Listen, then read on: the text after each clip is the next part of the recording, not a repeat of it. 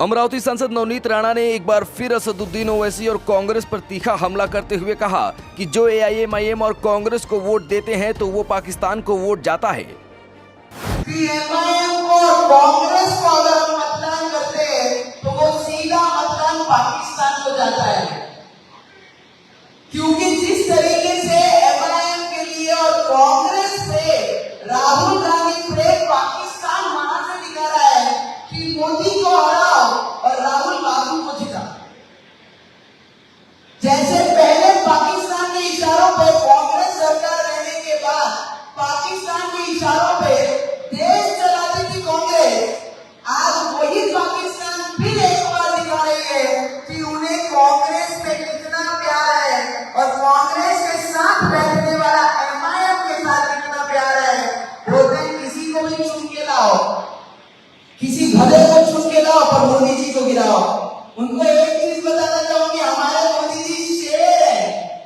जब लीडर एक साथ खड़े होते हैं ना तो ये स्पष्ट दिखाई देता है कि चोर सब एक साथ एकजुट होकर खड़े हुए हैं, तो उसका सामना सिर्फ शेर ही कर सकता है।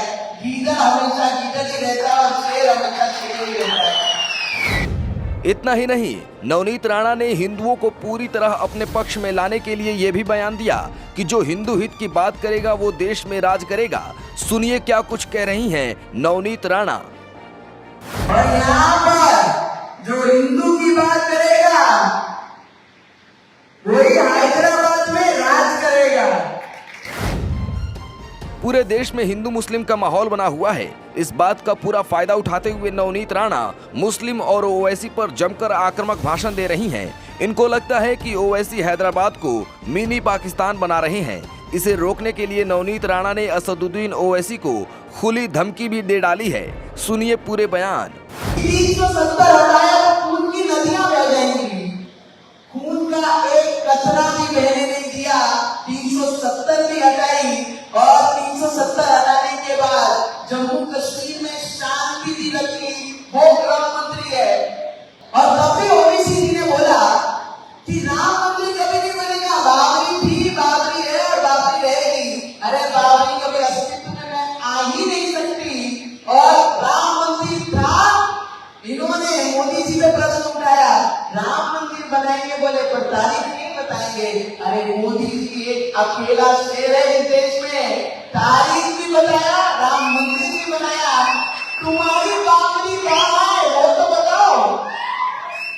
सिर्फ भाषणों में बाबरी है, सिर्फ मतदानों के लिए बाबरी है, धर्म से प्यार नहीं, सिर्फ मतदानों के लिए हिंदू मुस्लिम करने का काम ओवैसी ने किया है। 3 तलाक पे बोला, जब 3 तलाक मुस्लिम महिलाओं के फेवर में जब मोदी जी ने ये दिखाया तो ये बोले हम 1 रखे, हम 2 रखे, हम 3 रखे, हम 4 रखे। मोदी जी को क्या करना पड़ता है? मोदी जी को आपसे कुछ नहीं करना पड़ता, पर महिलाओं को सम्मान देने का काम हमारे देश के प्राइम मिनिस्टर ने हर वो बिल के द्वारा इस देश की महिलाओं को विश्वास दिखाया है कि वो हिंदू महिला हो या मुसलमान महिला हो, 3 तलाक देके जो इनसिक्योरिटी वो मुस्लिम भाइयों में थी वो हटा के ये दिखाया है जिस तरीके से हिंदू कल्चर में महिलाओं का सम्मान किया जाता है उसी तरीके से हर समाज में महिलाओं का सम्मान होना चाहिए। तो 3 तलाक लाया। मैं आपको इतना बताना चाहती हूँ कि ये मतदार संघ की चर्चा जब पूरे देश में चल रही है कि इतना बड़ा लोक संख्या का मतदार संघ है, कंस्टिट्यूंसी है जिसमें 11-12 लाख, ओवैसी जिसके भरोसे उछल रहा है ना,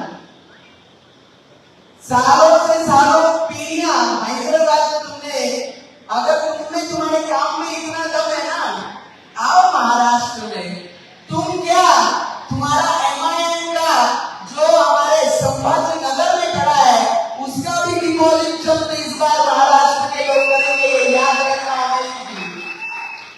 इस हैदराबाद में जैसे कांग्रेस और एमआईएम है, मैं कल बीबी पाटिल जी के प्रचार को गई थी, वहां पर कांग्रेस ऑपोजिशन में बैठी है। मैं आप लोगों को इतना बताना चाहूंगी कि एमआईएम को